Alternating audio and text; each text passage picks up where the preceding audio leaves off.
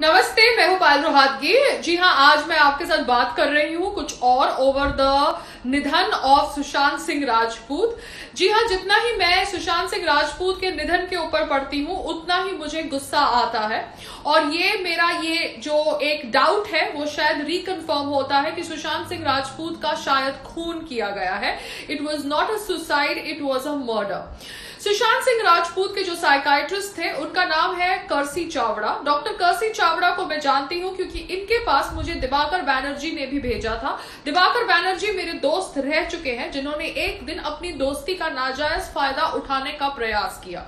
वो दिवाकर बैनर्जी जिनकी फिल्म ब्योमकेश बक्सी में सुशांत सिंह ने काम किया, उन्होंने सुशांत को भी डॉक्टर कर्सी चावड़ा के पास भेजा क्योंकि डॉक्टर कर्सी चावड़ा के रिपोर्ट्स हैं, टॉक्स हैं इंटरनेट पर जहां पर वो बातचीत कर रहे हैं कि कैसे उन्होंने सुशांत सिंह राजपूत को ट्रीट किया for mental illness and bipolar disorder. मगर कर्सी चावड़ा का स्पेशलिटी है कि जो भी उनके पास जाता है विद डिप्रेशन वो उनको बाइपोलर डिसऑर्डर से डायग्नोज कर देते हैं। तो मैं समझती हूँ कि ये एक साजिश है क्योंकि Kersi Chavda is from the same alumni as Mahesh Bhatt साहब is, and maybe this is a साजिश to kind of declare the death of Sushant Singh Rajput as a murder, जबकि ये एक declare it as a suicide, जबकि ये एक मर्डर हो सकती है। क्योंकि महेश भट्ट साहब ने भी अपनी कोई इंटरव्यू में कहा था कि सुशांत विल कमिट सुसाइड। अगर महेश भट्ट साहब इतने अंतर्यामी होते तो उन्हें क्यों नहीं पता था कि उनका बेटा Rahul Bhatt would become friends with Headley and Headley would be involve in 26/11 Mumbai attacks and Mumbai blast. मगर महेश भट्ट साहब एक अंतर्यामी नहीं है। वो दूसरी बात है कि उन्हें फ्लर्ट करना शायद अच्छा लगता है या उनको एक्चुअली फिजिकल प्रॉक्सिमिटी रखना विद एक्ट्रेसेस एंड डॉटर्स अच्छा लगता है। ये उनकी पर्सनल चॉइस है, उनकी पर्सनल एरिया है। मगर कहीं ना कहीं रिया चक्रवर्ती और उनकी प्रॉक्सिमिटी बहुत ज्यादा खलती है अभी देखने को, जब सुशांत सिंह राजपूत की मौत के बारे में हम बातचीत करते हैं, क्योंकि Rhea Chakraborty was supposedly the rumoured ex girlfriend और present girlfriend of Sushant Singh Rajput. अब रिया चक्रवर्ती ने कहा है कि वो मेंटली डिप्रेस थे और उनकी डिप्रेशन को डॉक्टर कर्सी चावड़ा ट्रीट कर रहे थे। मगर डॉक्टर कर्सी चावड़ा का ट्रैक रिकॉर्ड में जानती हूँ, वो एक नकली साइकाइट्रिस्ट है।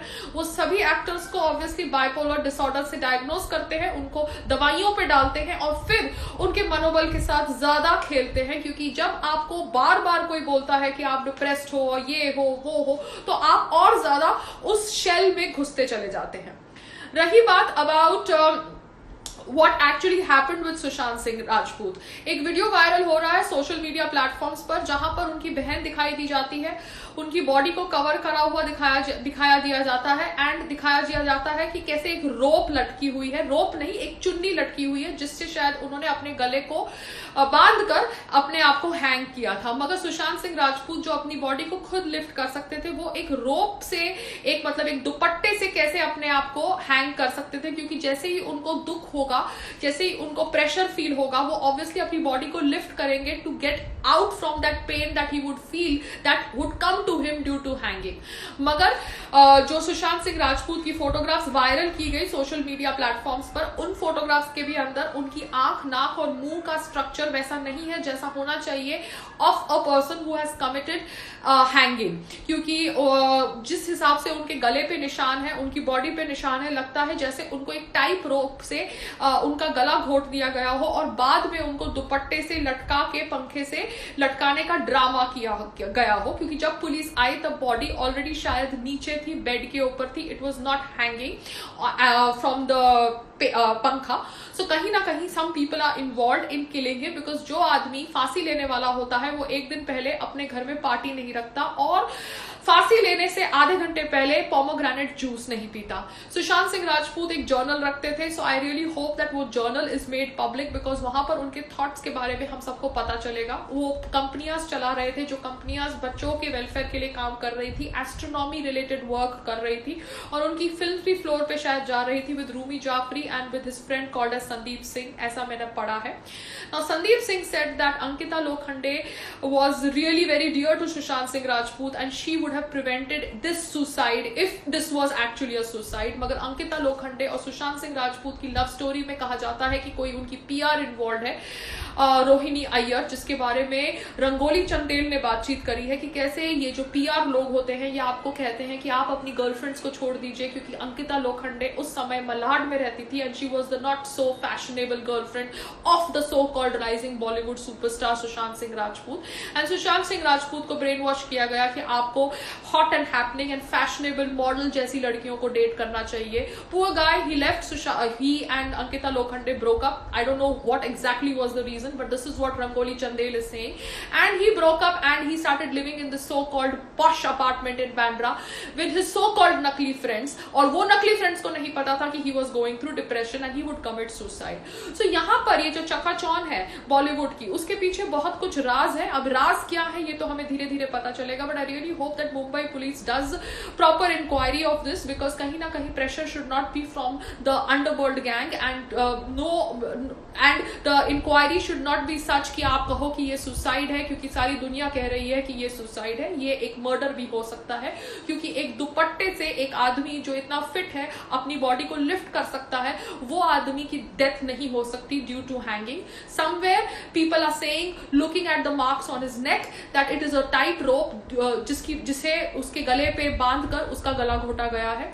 The servants need to be question, The journal needs to be checked. And जो आदमी आधे घंटे पहले पोमोग्रेनेट जूस पीता है वो ऐसे अपने आप को हैंग कैसे कर सकता है, ये एक वैलिड क्वेश्चन है. The psychiatrist angle is very shady, क्योंकि ये साइकाइट्रिस्ट ही शेडी है और इसके बारे में मैं पर्सनली वाउच कर सकती हूँ क्योंकि मैं इसे मिल चुकी हूँ. सो बॉलीवुड के अंदर ये एक साजिश हो सकती है, क्योंकि महेश भट्ट साहब ने कुछ दिन पहले या कुछ महीने पहले कहा था कि Sushant Singh will commit suicide. And जिस तरह से एक प्रोग्राम किया गया उसके ब्रेन को, या बताने का प्रयास किया गया कि ये सुसाइड करेगा, या तो ये एक साजिश हो सकती है. And actually it might not be a suicide but it might be a murder. So whatever said and done, we need to come to the reality and the truth related to Sushant Singh Rajput death. मगर सोनम कपूर जैसे कर्मा की बात करने वाले नकली nepotism products हमें lecture दे रहे हैं कि हमें सुशांत सिंह राजपूत की डेथ के ऊपर बात नहीं करना चाहिए, क्योंकि हम उस जैसे नकली वुडन एक्टर्स को ट्रोल कर रहे हैं जिनको ब्रेक मिलता है. तो वो एक्चुअली कह रही है कि उसको उसके कर्मा की वजह से इतना रिच खानदान मिला. तो मैं सोनम कपूर को इतना कहना चाहती हूँ, कर्मा की बात तो आप करो मत. कर्मा तो आपको अब समझ पड़ेगा जब आपकी एक भी पिक्चर थिएटर में रिलीज नहीं होगी.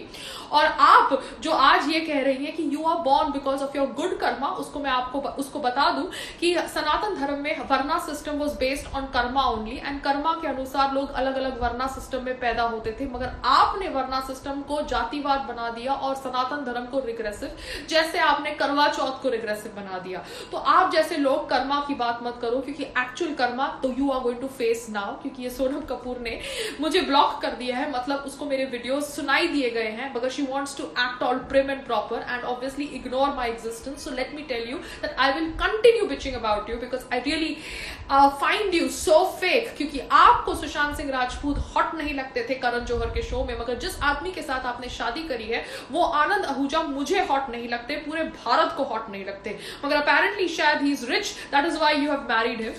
So that is your karma that you preferred money over good looks, but you have a right to call a talented actor not so good looking because obviously you want to play your so called feminist game. तो सोनम कपूर ऐसी बकवास कर रही है. साथ साथ में सलमान खान जी ने कहा है अपने फैंस को not to get abusive with Sushant Singh Rajput fans. तो मैं सलमान खान जी को इतना ही कहना चाहती हूँ कि सर मैं आपकी बहुत रिस्पेक्ट करती थी, but somewhere you were involved in a hit and run case, and whether you were driving the car or not driving the car, I am nobody to question the judiciary because आप उस case में बरी हो चुके हैं.